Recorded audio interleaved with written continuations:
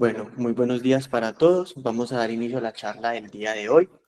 Mucho gusto, mi nombre es Daniel Rubio Kilby, residente de pediatría del primer año de la Universidad Remington, y el día de hoy vamos a hablar de brucelosis a partir de un caso que tuvimos acá en Piso. Primero que todo, agradecimientos a la doctora Alisandra de la Espriella por la asesoría en la charla del día de hoy. Esta es la tabla de contenido que vamos a tener. Primero vamos a hablar del caso clínico de nuestro paciente y ya después ahondaremos como tal en la enfermedad. Nuestro paciente es un paciente adolescente masculino de 15 años de edad y antecedentes de una microlitiasis testicular que fue diagnosticada en el 2023. El paciente no tenía antecedentes farmacológicos, alérgicos ni transfusionales conocidos. De antecedentes quirúrgicos, tenía una osteosíntesis del codo a los 9 años y una cirugía de rodilla a los 12 años. Tiene un esquema de vacunación completo, incluido 3 dosis de vacunas contra el COVID.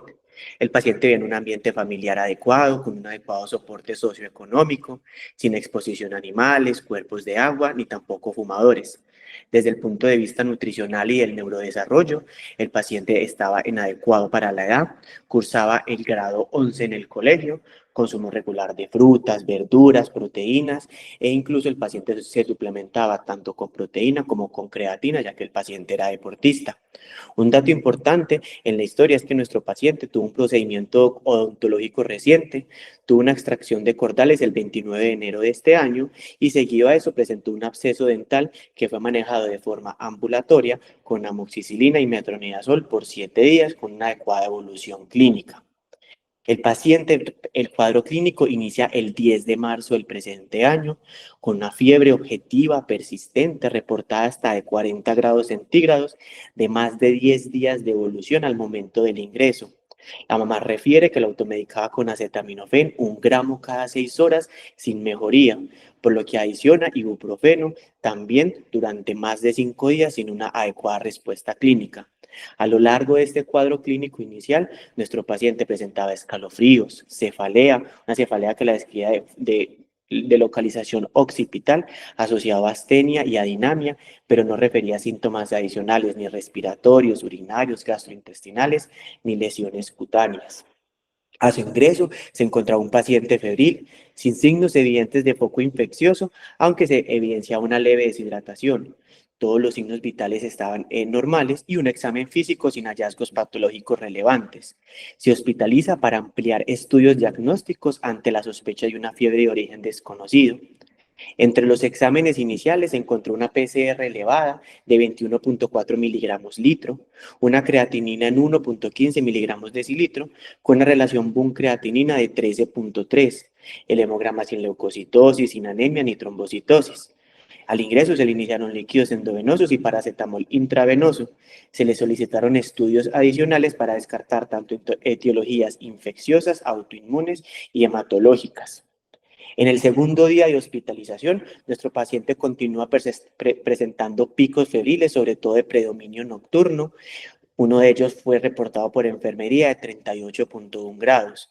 Durante el día, el paciente permanece afebril con un buen estado general, sin deterioro clínico. Refiere cefalea frontal de una intensidad leve a moderada, junto con astenia y adinamia, pero una buena tolerancia a la vía oral, con adecuado diuresis y sin alteraciones gastrointestinales. Al examen físico no se encuentra ninguna alteración adicional. Los nuevos paraclínicos nos reportan una TSH elevada de 7.3 con una T4 libre dentro del rango normal de 1.37. Además, se evidencia un incremento de la LDH hasta de 400 unidades por litro. También se reporta una IgM positiva para herpes tipo 1 con un valor de 6.7, aunque el paciente no presentaba ni síntomas cutáneos o vesiculares asociados. Las demás serologías para los virus, citomegalovirus, Epstein-Barr, toxoplasma y herpes 2 resultaron completamente negativas. Además, este día fue valorado por 2 especialidades. Primero por infectología, quien concluye que no tiene una indicación para iniciar antibióticos de forma empírica, ya que el paciente no presentaba datos de sepsis, focos infecciosos evidentes ni alteraciones clínicas que lo justificaban. Enfatizan que los hemocultivos deben de mantenerse en vigilancia y en caso de que el paciente persistiera febril luego de las 48 horas, recomendaban tomar exámenes adicionales, además de realizar un ecocardiograma. Y también fue valorado por el grupo de oncohematología debido a que el paciente presentaba los picos febriles persistentes sin un foco claro, una LDH elevada y además dolor en las piernas desde hace 2 semanas. Dado la combinación de estos síntomas y los hallazgos paraclínicos, no descartaban la posibilidad de que el paciente estuviera cursando con una patología maligna, por lo que ordenan realizar un estudio de médula ósea con aspirado, citometría, mielograma y biopsia ósea. Durante el tercer día de hospitalización, el paciente continúa con una evolución clínica con picos febriles nocturnos acompañados de la cefalea que ya había descrito previamente. Sin embargo, el paciente reporta una buena tolerancia a la vía oral, adecuada diuresis, sin alteraciones en las deposiciones. El examen físico sin ninguna alteración nueva. De los paraclínicos se evidencia un nuevo ascenso de la PCR alcanzando hasta 30.5 miligramos litro. También un aumento de la creatinina, ya estamos en 1.28, confirmando un deterioro a nivel de la función renal desde el ingreso. No obstante, el paciente permanece estable hemodinámicamente. Esta alteración es interpretada como una injuria renal aguda, probablemente multifactorial, relacionada a que el paciente estaba deshidratado, venía con un consumo crónico de AINES y también el paciente venía con un consumo de proteína y creatina de forma ambulatoria para su entrenamiento deportivo. Aquí se reportan los hemocultivos tomados a las 48 horas, los cuales son negativos hasta este momento. A pesar de ello, se sigue una vigilancia adecuada y por los hallazgos a nivel renal se le solicita una ecografía renal, la cual se reportan completamente normal. No se evidencian alteraciones estructurales ni tampoco uropatía obstructiva. Este mismo día se le tomó el aspirado de médula ósea, el cual fue programado pues, por el grupo de oncología, y desde el punto de vista de medicamentos se le suspendió la dipirona debido al aumento de la creatinina y se dejó solo manejo antipirético con paracetamol. Además, se solicitó valoración por nefrología pediátrica para evaluar la función renal y definir si el paciente requería estudios adicionales. Durante el cuarto día de hospitalización, el paciente persiste todavía con estos picos febriles. En esta ocasión, además, aparecen síntomas asociados, rinorrea y tos, lo cual sugiere que pueda estar cursando también con una infección respiratoria de presunto origen viral. Sin embargo, al examen físico el paciente se encuentra completamente normal, sin signos de dificultad respiratoria ni otros síntomas asociados. Lo único nuevo al examen físico fueron los ganglios retroauriculares reactivos. Ante la aparición de estos nuevos síntomas respiratorios, se solicitaron pruebas de influenza y de COVID, las cuales fueron negativas. Durante el quinto día de hospitalización, el paciente desarrolló un cuadro diarreico agudo, pero no tenía signos de deshidratación ni repercusión clínica. La diarrea es de leve intensidad, sin sangre, sin moco y sin ningún otro síntoma gastrointestinal asociado. No tenía vómito ni tampoco dolor abdominal. No había cambio en la diuresis ni tampoco en el estado de alerta y el paciente tenía una adecuada tolerancia a la vía oral. Este paciente se le toma para el día de una nueva creatinina, la cual disminuyó. Recordemos que estaba previamente en 1.28 y para el día de hoy ya estaba en 1.07. Además, ante el cuadro de diarrea se le solicitaron coprocultivo y film array gastrointestinal para descartar la presencia de agentes bacterianos, virales o parasitarios como la causa de los síntomas, los cuales también salen negativos. En el sexto día de hospitalización, el paciente persiste con estos picos febriles, sobre todo de predominio nocturno, como ya había explicado. Al examen físico sin ninguna alteración nueva. Adicional, sin embargo, este día sale el reporte de los hemocultivos, los cuales salen positivos para brucela. Este hallazgo microbiológico nos confirma la presencia de brucelosis como la causa de esta fiebre prolongada y por lo cual se le inicia un tratamiento antibacteriano dual dirigido contra este patógeno, caracterizado por gentamicina intravenosa a una dosis de 5 miligramos kilo día y también la doxiciclina 100 miligramos al día.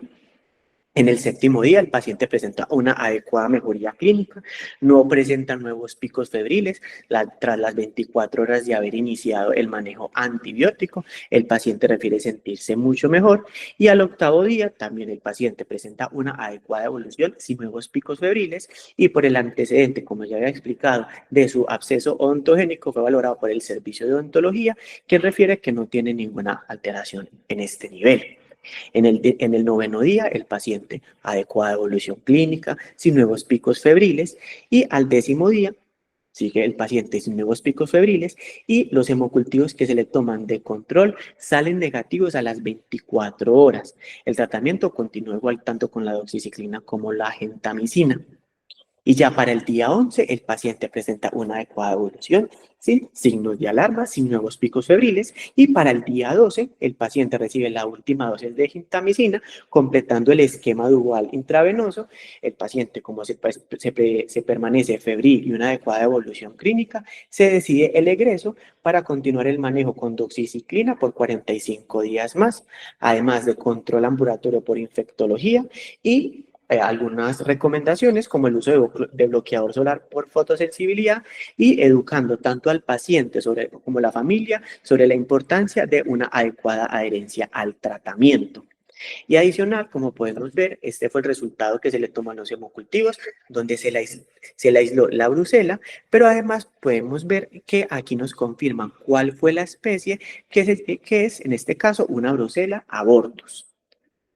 Ahora sí entrando como tal en la enfermedad, la brucelosis, también conocida como la fiebre ondulante, la fiebre de Malta o también la enfermedad de Mann, es reconocida como la zoonosis de mayor prevalencia tanto a nivel mundial y constituye un desafío muy relevante para pediatría, especialmente en contexto de zonas rurales y también en países en vía de desarrollo. En la población infantil, esta enfermedad suele pasar más bien desapercibida debido a que presenta síntomas más bien inespecíficos y una tendencia a la evolución crónica y a la baja sospecha diagnóstica, lo que retrasa su identificación y también favorece la aparición de complicaciones y secuelas a largo plazo. En nuestro país hay un subregistro, el cual es frecuente debido a la falta de estandarización de los métodos diagnósticos, a la escasa vigilancia epidemiológica y también a la limitada capacidad desde el personal de salud, sobre todo a nivel de los entornos rurales. Los niños están expuestos principalmente por el consumo de lácteos no pasteurizados y también por el contacto de animales infectados, ya sea de forma directa o a través de sus cuidadores. Además del impacto clínico, la brucelosis también tiene consecuencias a nivel escolar, a nivel emocional y a nivel familiar, por lo que requiere un abordaje integral desde el grupo de pediatría que combine no solo el diagnóstico, sino también la prevención, un tratamiento adecuado y un seguimiento estrecho. Hablando de datos epidemiológicos, la brucelosis es la zoonosis de distribución, es una zoonosis de distribución mundial con una incidencia más o menos de 500.000 casos nuevos al año. Es una enfermedad que se considera hiperendémica en algunas regiones como el Mediterráneo, la península arábica, en India, en México, pero también en Centroamérica y Suramérica. Sin embargo, ha sido erradicada en países como Australia, Nueva Zelanda, Canadá y en algunos países de Europa. En Estados Unidos se reportan anualmente entre 80 a 120 casos de brucelosis y estos entre el 3 y el 10% ocurren en pediatría. La transmisión de persona a persona, la verdad es muy rara, pero puede ocurrir también de forma transplacentaria o principalmente a través de la leche materna. El número de los casos ha disminuido en Estados Unidos, probablemente gracias a la vacunación rutinaria de los animales y también a una adecuada pasteurización de los productos lácteos. Este fue un estudio que fue publicado en el 2023 que tenía como objetivo principal estimar por primera vez de forma rigurosa cómo era esta incidencia global y anual de esta enfermedad, que la verdad ha sido pues subestimada. Antes se hablaban, como ya he dicho, de 500.000 casos anuales, pero esta cifra se basa en estimaciones antiguas y poco justificadas. Este estudio lo que propone es un enfoque que combina tanto datos de brucelosis en animales, pero también en humanos, usando modelos estadísticos avanzados para calcular una incidencia más realista y representativa. Esta imagen que podemos ver descompone el análisis global en 4 mapas regionales, lo que nos permite ver con mayor precisión la incidencia estimada por cada millón de personas en África, en Asia, en América y también en Europa. Cada mapa tiene una escala de colores.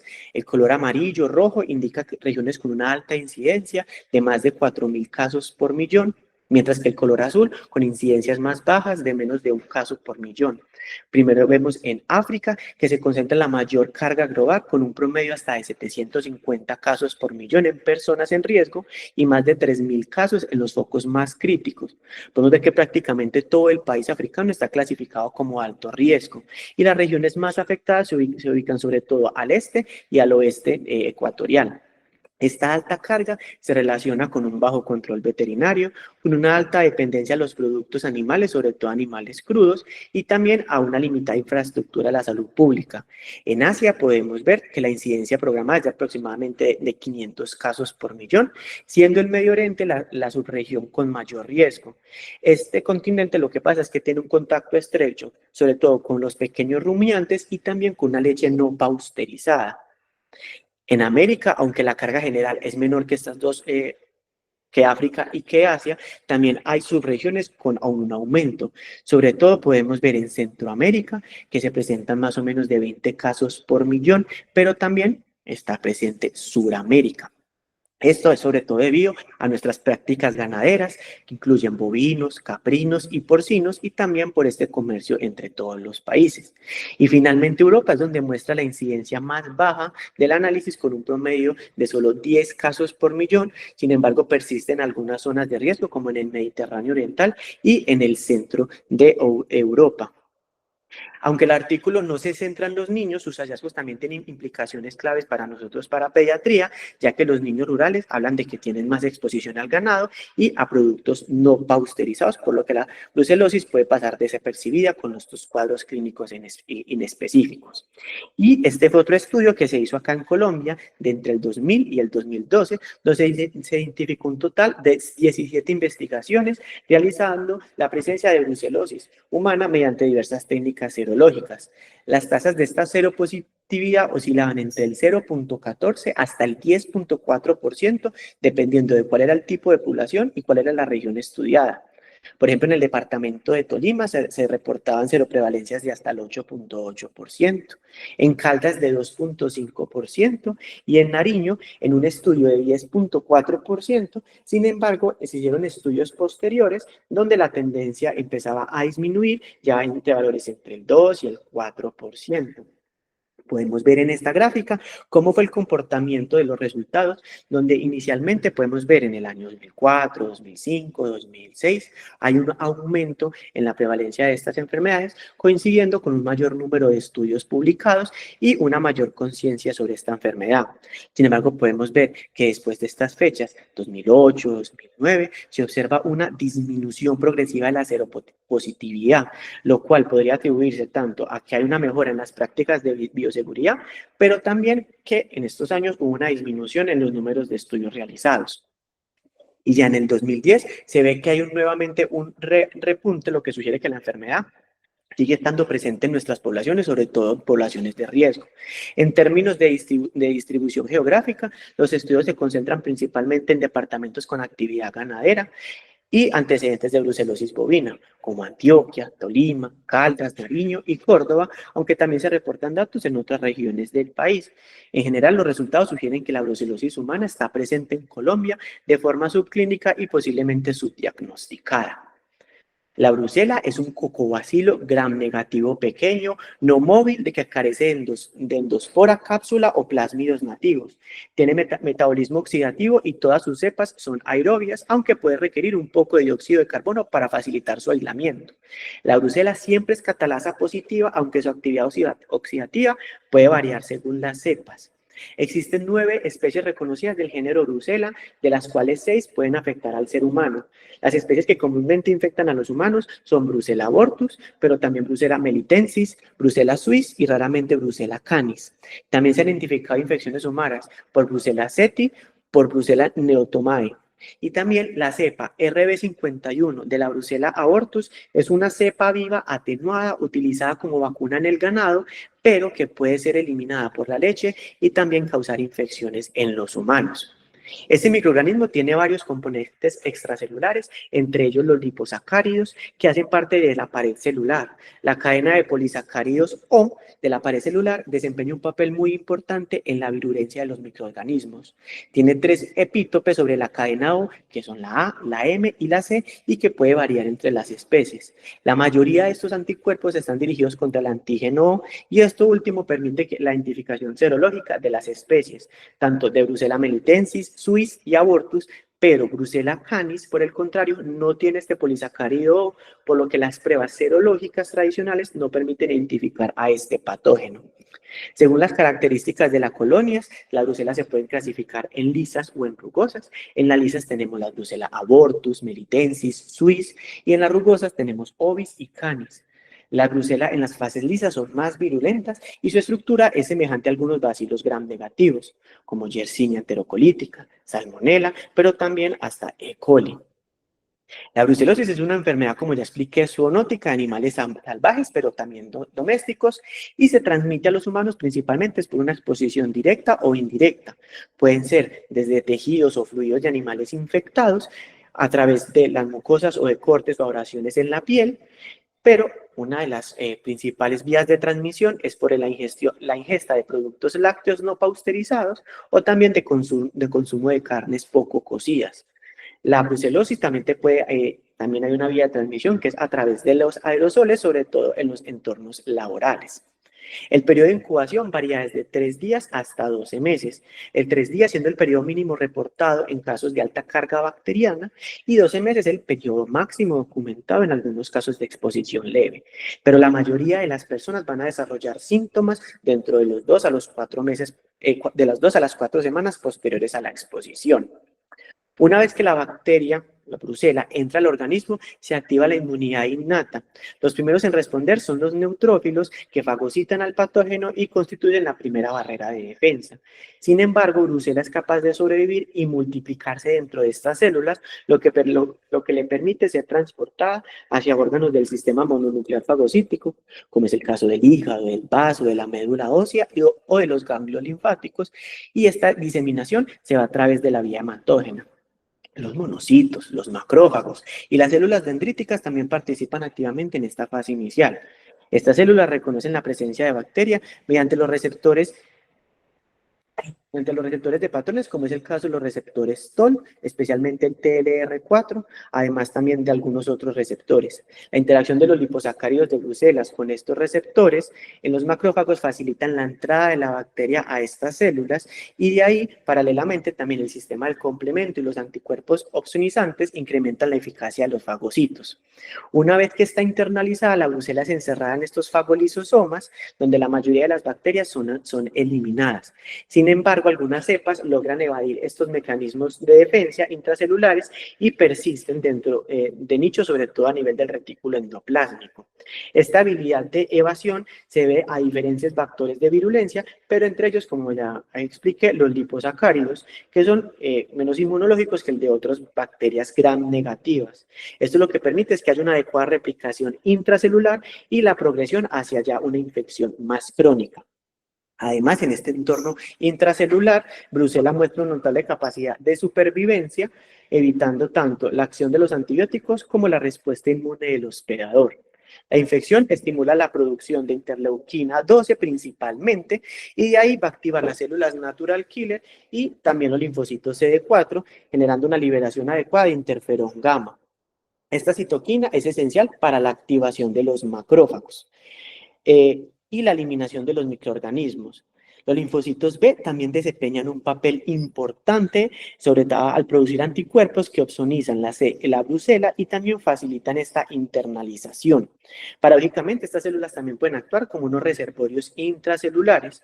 A su vez, los antígenos bacterianos presentados a través del complejo mayor de histocompatibilidad activan tanto linfocitos CD4 como también linfocitos CD8.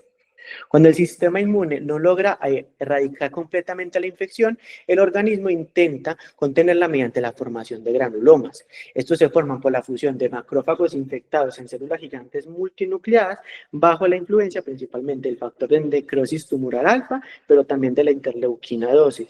Aunque el propósito de esto es limitar esta diseminación de la bacteria, este mecanismo lo que nos va a permitir es que la brucela se mantenga en un estado de latencia intracelular, favoreciendo la evolución hacia formas más crónicas de la enfermedad, con las recaídas frecuentes y con su curso clínico caracterizado por unas fases alternas de activación, pero también de remisión. La presentación clínica de la brucela en los niños es amplia y puede variar desde un inicio agudo hasta un curso ya más larvado, lo que frecuentemente retrasa su diagnóstico. Los síntomas principales son una fiebre, que es una fiebre ondulante que se presenta hasta en el 90% de los casos, pero también presenta fatiga hasta en un 75%, diaforesis, mialgias, debilidad, anorexia, pérdida de pesos, escalofrío y cefaleas. También pueden presentar manifestaciones musculoesqueléticas, artralgias hasta en un 65%, mialgias en un 47% y dolor lumbar hasta en un 45%. Uno de los hallazgos clínicos más relevantes a nivel de pediatría es este compromiso musculoesquelético que puede ir variando, pero principalmente se presenta de monoartritis, afectando principalmente la rodilla, la cadera y el tobillo, pero también puede ser poliarticular. Otros síntomas son dolor abdominal, cefalea, síntomas respiratorios y ya síntomas más graves o formas clínicas más graves como artritis, espondilitis vertebral, meningitis y endocarditis, aunque estas últimas siendo más frecuentes. La presentación clínica de estos pacientes puede ser engañosa, simulando algunas otras enfermedades febriles crónicas o reumatológicas, por lo que es importante hacer una adecuada anamnesis y entender el contexto de nuestro paciente y de dónde es procedente, a veces de zonas endémicas o tiene algún antecedente epidemiológico de riesgo, como el caso de productos lácteos no pasteurizados. Además, al examen físico también se puede encontrar tanto hepato como esplenomegalia. Hablando a nivel del sistema nervioso central, se presenta entre un 2 hasta un 7%. Es común la presencia de cefalea, alteración del estado mental y también depresión. La meningitis es un hallazgo que se puede encontrar. A nivel del líquido cefalorraquídeo se presenta una pleiocitosis linfocítica, tiene las proteínas elevadas y también tiene hipoglucorraquia. Estos hallazgos son similares a la tuberculosis meningia. Los cultivos de líquido cefalorraquídeo son positivos en menos del 50% de los casos, aunque la confirmación se puede realizar demostrando la presencia tanto de anticuerpos como de antígenos. Otras manifestaciones a nivel del sistema nervioso central, como encefalitis, mielitis, radiculopatías y hasta abscesos cerebrales que se pueden presentar, causando una neurobrucelosis. Este fue un artículo que fue publicado en el 2023, que fue un estudio exclusivamente de neurobrucelosis en pediatría.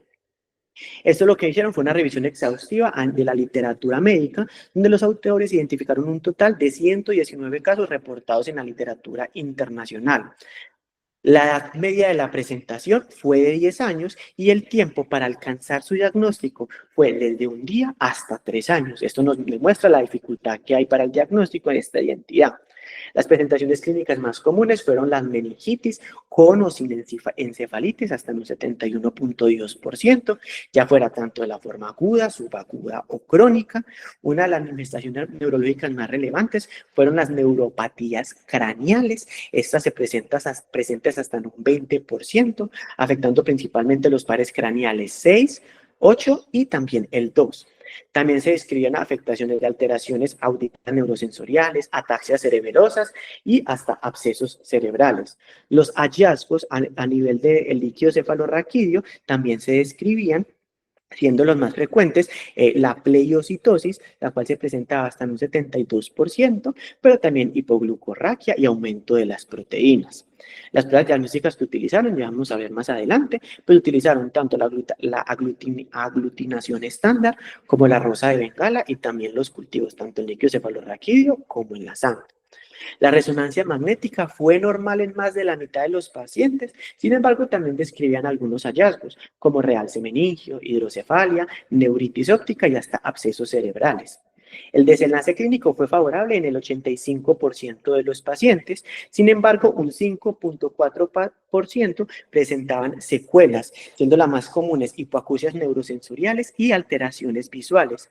Se reportaba una mortalidad del 2.7%, superior a lo que está estudiado en los adultos con neurobrucelosis, lo que nos hace pensar la severidad de esta enfermedad en nuestra población pediátrica.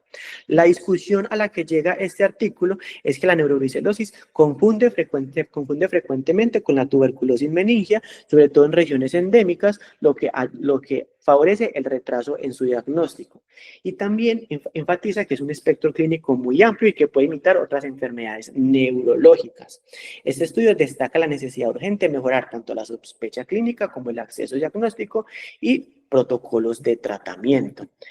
A nivel del tracto gastrointestinal, 2/3 de los pacientes con brucelosis se presentaban con síntomas como náuseas, vómito, anorexia, pérdida de peso y dolor abdominal.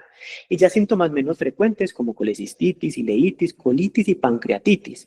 El hígado estaba afectado en la mayoría de los casos, pero las enzimas hepáticas podían estar normal o levemente aumentadas.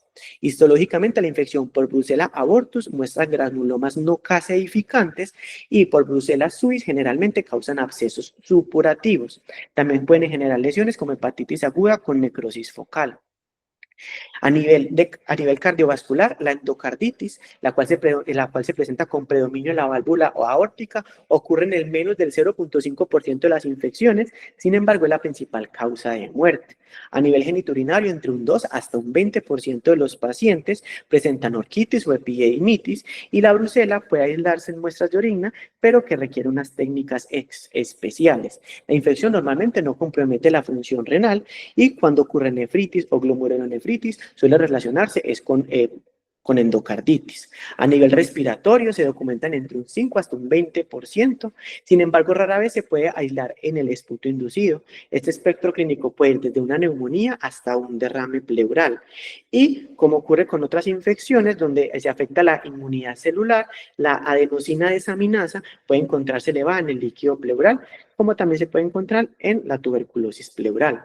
Este fue un estudio que fue publicado en el 2020, realizado en Turquía, una región que es endémica para la brucelosis, evaluando la frecuencia y las características clínicas de las infecciones pulmonares asociadas a brucelas. De un total de 98 pacientes en pediatría diagnosticados con brucelosis entre el 2014 y diciembre del 2015, solo 18 presentaban infecciones pulmonares a nivel encontradas en la radiografía de tórax. Sin embargo, no se encontraban diferencias estadísticamente significativas en pacientes según la edad, el sexo, antecedentes de ganadería, ni también a nivel de paraclínicos. Desde el punto de vista clínico, el hallazgo que se encontró en la radiografía más frecuente fue la infiltración celular y también las adenopatías iliares. Ninguno de estos pacientes con brucelosis respiratoria llegó a meningoencefalitis y todos presentaban una adecuada evolución clínica. En cuanto a las complicaciones sistémicas, los pacientes con compromiso pulmonar llevan a una mayor frecuencia de brucelosis, tanto osteoarticular como también hepatitis y citopenias. Esto refuerza la idea de que una afectación pulmonar puede existir también con otras formas clínicas clásicas. Y durante el seguimiento de esta enfermedad, a los 6 y a los 12 meses, ninguno de estos pacientes presentó una recaída ni reactivación de los síntomas respiratorios. La discusión de este artículo aborda la posibilidad de que el compromiso pulmonar en brucelosis no necesariamente ocurre por una inhalación directa del patógeno, sino lo que sugiere es que la diseminación hematógena podría ser la principal vía de afectación pulmonar en los humanos. Y en conclusión, lo que quiere llegar a este estudio es que la brucelosis en pediatría podría ser más común de lo que se cree y que suele responder bien a un tratamiento convencional, por lo que recomienda que ante un paciente pediátrico con diagnóstico de brucelosis y síntomas respiratorios se debe realizar una radiografía de tórax para ver que no haya afectación en el pulmón. A nivel ocular, ocurre desde un 4 hasta un 26 de los pacientes. Pueden observarse uveitis, endoftalmitis, neuritis óptica y puede llegar incluso hasta corioretinitis. Los hallazgos hematológicos pueden sugerir el diagnóstico cuando incluyen anemias, leucopenias, trombocitopenias y con menor frecuencia, pancitopenia y hemofagocitosis. La clínica también puede variar según las especies, según cuál es la brucela que esté involucrada. Por ejemplo, Brucella melitensis se asocia más a virulencias, a ser más virulente y a presentar más recurrencias, mientras que la suis a formas más crónicas y supurativas y al abortus a cuadros más leves y fácilmente controlables. Las infecciones crónicas pueden durar años y las recaídas tras el tratamiento ocurren entre un 5 hasta un 15% de los pacientes. Las enfermedades crónicas son menos comunes en los niños que en los adultos, aunque la tasa de recaída ha sido similar. Además, la brucelosis durante el embarazo se asocia con riesgo de aborto espontáneo, mortinato y parto pretermino. En la mayoría de los pacientes se resuelve la infección luego de un tratamiento adecuado. Sin embargo, en algunos casos pueden presentarse recaídas del proceso infeccioso, la cual se define por una reaparición de los síntomas y de los signos clínicos con o sin aislamiento microbiológico. Es más frecuente cuando existen algunos factores de riesgo asociados, como que no haya una adecuada adherencia al tratamiento, cuando se realice el tratamiento por menos de 6 semanas o no se utilizó una terapia antibiótica combinada. En muy pocas ocasiones la recaída se explica por una resistencia bacteriana a los antibióticos y como ya expliqué, que las recaídas pueden ser de un 5 hasta un 15%. El diagnóstico de la brucelosis se basa tanto en criterios clínicos, epidemiológicos, pero también de laboratorio, ya que la presentación, pues como expliqué, puede ser inespecífica. Es fundamental hacer una adecuada historia clínica, preguntando tanto antecedentes epidemiológicos y también factores de riesgo asociados. El diagnóstico definitivo se establece mediante el aislamiento de la especie Brucella, ya sea en sangre, en médula ósea o también en otros tejidos, aunque estos procedimientos pueden llegar a ser difíciles y requieren un laboratorio experto, ya que aumenta el riesgo de transmisión también en el personal de laboratorio. Y puede tardar al menos 14 días en incubación, pero gracias a estos sistemas automatizados actuales puede acortarse este tiempo. A medida que la enfermedad progresa en el tiempo, disminuye el rendimiento de los hemocultivos y se hace necesario el aislamiento en otros lugares, como ganglios linfáticos, hígado, vaso o médula ósea. La sensibilidad de los hemocultivos en la brucelosis aguda es del 80% y en la subaguda del 40 al 70%. Sin embargo, disminuye de un 10 a un 20% en las presentaciones crónicas. Mientras que los hemocultivos tienen un rendimiento de un 90% en las infecciones agudas y de un 50 a un 75% en las formas más crónicas. Con respecto a las pruebas serológicas, son ampliamente utilizadas. La prueba de aglutinización estándar en suero, o también llamada SAT, es un método de referencia que puede confirmar el diagnóstico si se observa un incremento de al menos 4 veces los títulos de los anticuerpos entre las fases agudas y las fases convalecientes, o si el título es más de 1 en 160 en áreas no endémicas. Esto lo que utiliza es diluciones en el suero con cantidades constantes de antígeno para evaluar la aglutinización luego de un tiempo de esta incubación. Esta prueba de aglutinización se considera de confirmación serológica, ya que su especificidad es del 99%. La prueba rosa de Bengala se emplea sobre todo como tamizaje inicial debido a su alta sensibilidad. Es un método indirecto que se realiza utilizando antígenos para brucela teñidos con rosa de Bengala que generan aglutinación con los anticuerpos específicos presentes en el suero del paciente. Es útil como una prueba de tamizaje ya que tiene una sensibilidad mayor del 90%, aunque siempre requiere una confirmación clínica de ser positiva ya que solo presenta una especificidad del 40%. Además, también pueden presentarse reacciones cruzadas con otros patógenos como la Yersinia, Vibrio cólera y también la Francisella tularensis, ya que la pared de la brucela es similar a la de estas bacterias y comparten este antígeno O. Es importante también resaltar que Brucella canis no puede ser detectada con esta prueba de rosa de Bengala, ya que carece del polisacárido O. Y la ELISA es útil para detectar tanto inmunoglobulina M, G y A, siendo especialmente valioso en infecciones crónicas o recaídas. Sin embargo, debe ser confirmado con pruebas de aglutinación. Y la interpretación de los anticuerpos debe considerarse que la IgM aparece en las semanas, pero puede persistir en meses. Esa figura lo que muestra es cómo es la evolución de la respuesta de anticuerpos en un paciente con una brucelosis no tratada. Esta representación es fundamental para que podamos entender cómo es el diagnóstico y cómo es el seguimiento serológico. Podemos ver que en las fases más agudas, lo más importante es los hemocultivos y al inicio de los síntomas, hasta aproximadamente los primeros 3 meses, se observa principalmente un aumento de la IgM, que es el primer marcador serológico detectable, pero también empiezan a elevarse tanto la IgE como la inmunoglobulina A. A medida que la infección progresa, ya en un estado, en una fase subaguda, que va desde los 3 meses hasta el año, los niveles de IgM, como vemos, empiezan a disminuir, mientras que la inmunoglobulina G y la inmunoglobulina A se mantienen elevadas. Esto lo que nos indica es una respuesta inmune activa, pero que es menos aguda. Y en esta fase, la probabilidad de un aislamiento bacteriano disminuye, por lo que se hace más relevante el uso de estas serologías.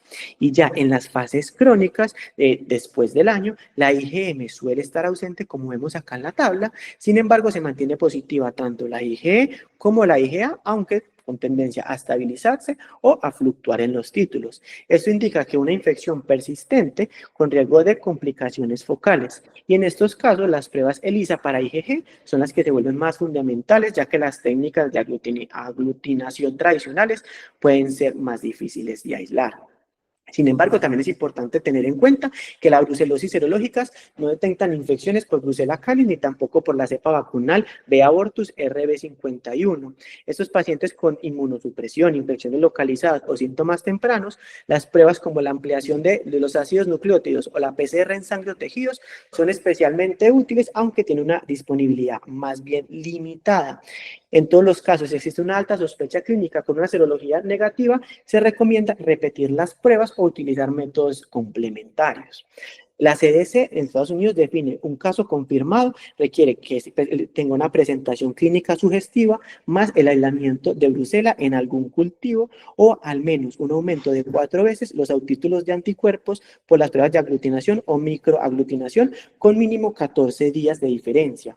Un caso probable es una presentación clínica compatible y además anticuerpos por aglutinación al menos de 1 en 160, una detección de PCR de ADN bacteriano o un nexo epidemiológico con un caso confirmado, y ya la brucelosis crónica no ha sido claramente definida, pero la mayoría de los expertos lo define como más de 12 meses de síntomas y una aglutinación con títulos de al menos 1 en 160. Sin embargo, en zonas endémicas se utiliza un punto de corte de 1 en 320.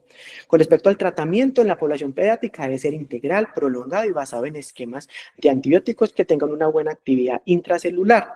A pesar de que no se han reportado cepas con resistencias significativas a antibióticos, el fracaso terapéutico y las recaídas se relacionan frecuentemente con esquemas inadecuados, que se presente una interrupción precoz del tratamiento o uso de monoterapias. En los niños mayores de 8 años, la combinación de doxiciclina a dosis de 2 a 4 miligramos kilogramo día dividido en 2 dosis, más rifampicina de dosis de 10 a 20 miligramos kilogramo día en una sola dosis. Está administrada por un mínimo de 6 semanas. Y en los niños menores de 8 años, la mayoría de los datos y la experiencia clínica respaldan el uso de trimetoprim sulfa junto con rifampicina también por 6 semanas. Sin embargo, la doxiciclina más la rifampicina es una alternativa que también es aceptable. Tenemos que tener en cuenta que históricamente se evitaba el uso de las tetraciclinas en los menores de 8 años por el riesgo de tinción dental. Sin embargo, la doxiciclina es la tetraciclina que menos se une al calcio y según los estudios, son las que menos producen alteraciones visibles tanto en el esmalte ni tampoco causan hipoplasias dentales. También se puede utilizar aminoglucósidos en lugares de rifampicina o en combinación con doxiciclina o trimetoprim sulfa. La duración mínima de cualquier esquema debe ser de 6 semanas, ya que este incumplimiento se asocia a recaídas. Sin embargo, en casos de infecciones crónicas, recaídas o daño de órgano blanco, se puede adicionar aminoglicósidos como es la gentamicina a dosis de 5 miligramos kilogramo día o la streptomicina. Y en formas más graves como osteomielitis, meningitis, endocarditis, se pueden dar tratamientos incluso más prolongados hasta por 6 meses y usando esquemas triples que incluyen rifampicina, doxiciclina o trimetoprim sulfa y un aminoglicósido como el caso de la gentamicina. Desde el inicio del tratamiento se recomienda realizar controles mensuales que incluyan una evolución clínica detallada, pero también buscando signos clínicos y valoraciones de órganos blancos como hígado, vaso, articulaciones y sistema nervioso central. En paraclínicos tomar hemograma, función renal y función hepática. Y lo que se necesita es que también idealmente sea al primer mes, al tercer mes y también al final del tratamiento para ver cómo está la respuesta terapéutica. Una vez finalizado el tratamiento antibiótico, lo que recomienda es hacerse un seguimiento a los 45 días terminado el tratamiento y luego cada 6 meses hasta completar un año, evaluando tanto recaída como que tenga alguna complicación asociada. Es importante ver cómo fue la adherencia al tratamiento y en caso de que haya una mala evolución clínica o sospechas de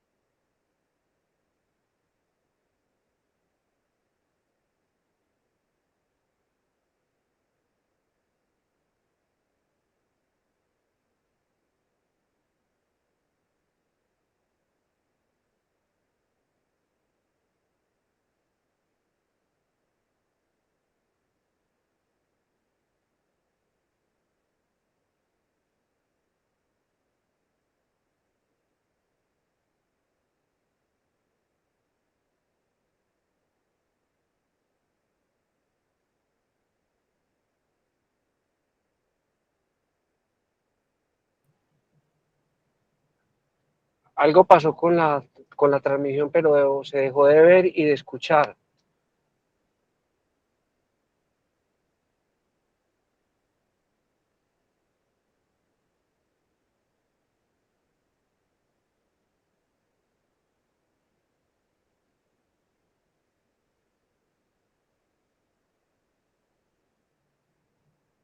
Hola. Algo pasó con la transmisión. Hola, Hola, yo sí, también señor. dejé de ver. Ya están como solucionándolo.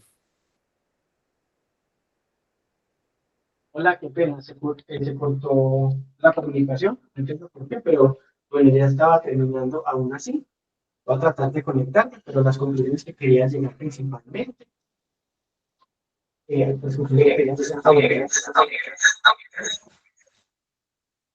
Permítanme un segundo, yo vuelvo a compartir la pantalla ya para terminar.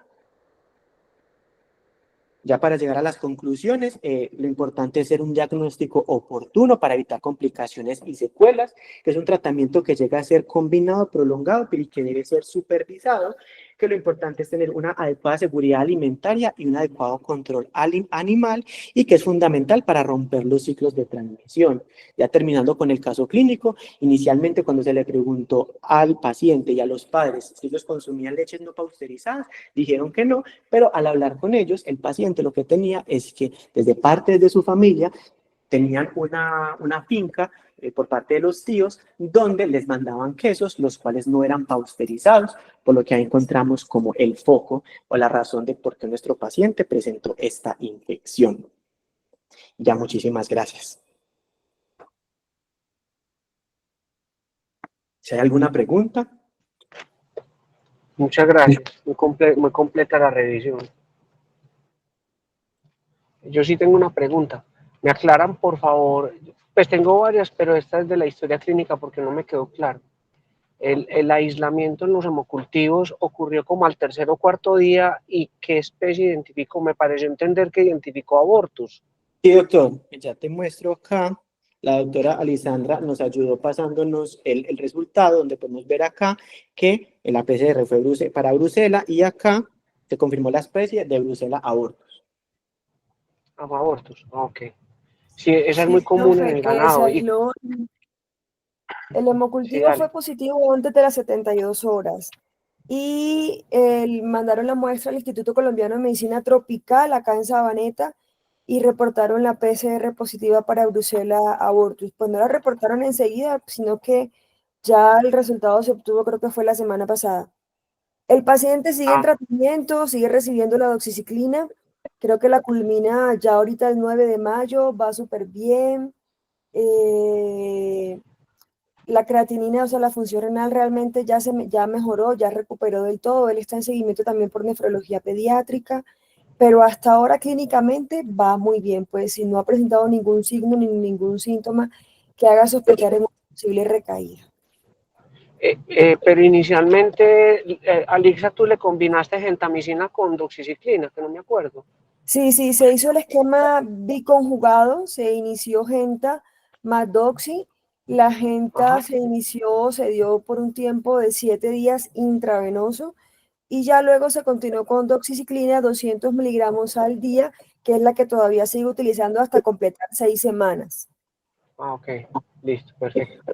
Sí, tengo otra pregunta. Este es un caso muy interesante, la verdad, porque creo que en tanto tiempo es la primera brucelosis que yo recuerde que hayamos visto, pero sobre todo que en 72 horas crezca, porque es que la brucela da una dificultad enorme en aislarla y obviamente como esto es un caso agudo, pues digamos que eso, como lo mencionó el doctor, pues en los cultivos, los hemocultivos o los cultivos en general son más sensibles dentro de la historia aguda de la infección, pero es muy difícil aislarla realmente.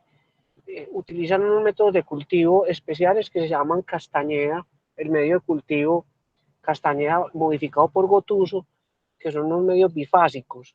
Es decir, bifásico significa que son hemocultivos que tienen una fase sólida y una fase líquida.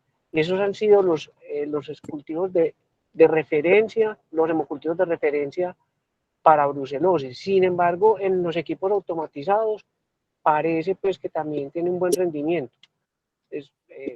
Y lo otro que yo le quería preguntar al doctor, porque es que no me quedó claro, en parte porque es que voy manejando, entonces no alcancé a ver bien algunas diapositivas, es si él explicó cómo se clasifica temporalmente la brucela en cuanto a las manifestaciones clínicas y de acuerdo al tiempo de evolución, cuáles son las manifestaciones clínicas más comunes. Pues doctor, este fue un artículo que usted publicó donde se dividían brucelosis aguda, subaguda y crónica. La aguda menos de 8 semanas, la subaguda de 8 hasta 52 semanas y la crónica más de 52. En la brucelosis aguda, sobre todo son síntomas más bien inespecíficos, síntomas constitucionales, pero también a nivel de las articulaciones, dolor abdominal. Ya en la subaguda son síntomas constitucionales más bien moderados, pero también se puede presentar espondilitis, osteomielitis y también abscesos en tejido o uveitis.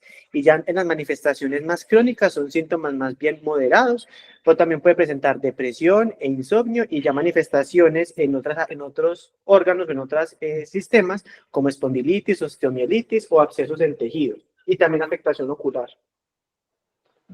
Ah, bueno, no, qué pena, pero no había visto esa diapositiva. Tranquilo, doctor. Yo pienso que el paciente, cuando presentó la enfermedad, en ese momento que los hemocultivos fueron positivos y que raramente dan positivos, era porque posiblemente la carga bacteriana que el paciente tenía era una carga alta. Y por eso lo pudimos pescar en el hemocultivo, porque es muy difícil realmente hacer un diagnóstico así en la forma aguda y que crezca, incluso que el hemocultivo que creció, pues, esa bacteria antes de las 72 horas. El paciente venía de un estrés metabólico, un estrés, una respuesta inflamatoria, creo que un mes previo, antes de un mes que se le había hecho la extracción de las cordales y creo que había hecho una complicación. Entonces también posiblemente influyó de alguna manera ese estrés metabólico con la respuesta inmune y la alta carga bacteriana que el paciente tenía posiblemente en ese momento y por eso fue que se pudo captar positivo de manera temprana, que fue igual favorable para el paciente y para nosotros tratantes, como para la luz de ya saber lo que el paciente tenía, ¿no? Nos dio una luz realmente ese hemocultivo positivo de manera temprana. Y definitivamente se pudo corroborar o se pudo confirmar el diagnóstico con la PCR ya que nos dio pues el género y la especie de este germen. No sé si hay alguna otra pregunta o algún otro aporte. Sí, yo sí quiero aportar.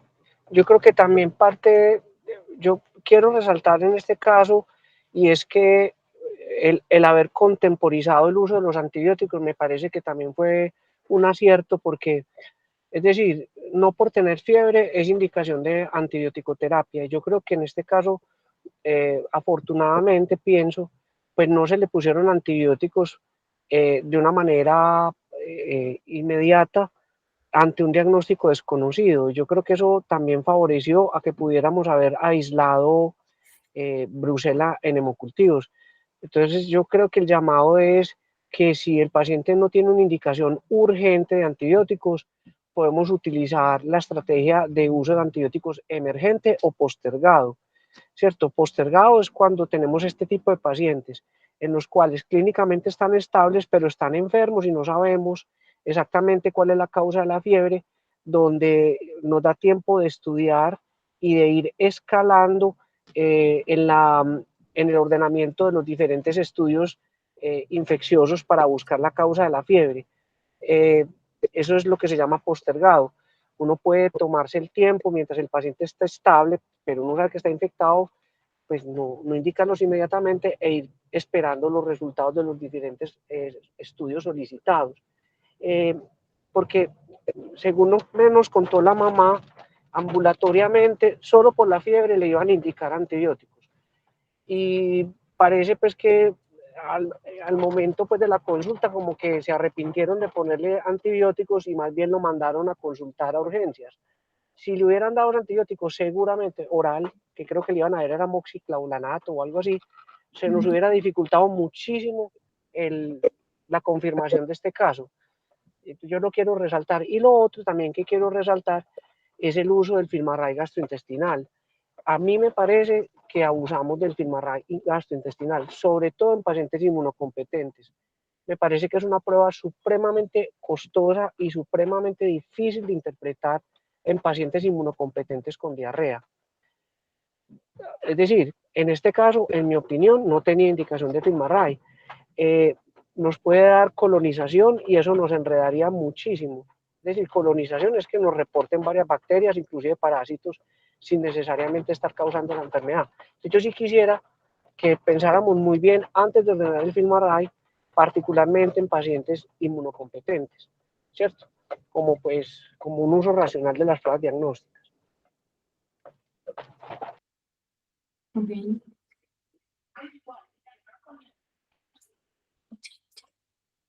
Bueno, si no hay más preguntas, muchas gracias a todos por asistir a la charla del día de hoy. Aún así queda grabada y posteriormente será montada a nuestro canal de YouTube. Muchas gracias a todos y feliz día. Daniel, muchísimas gracias. Muy buena revisión. Felicitaciones, muy completo. Muchas gracias, doctora. Gracias.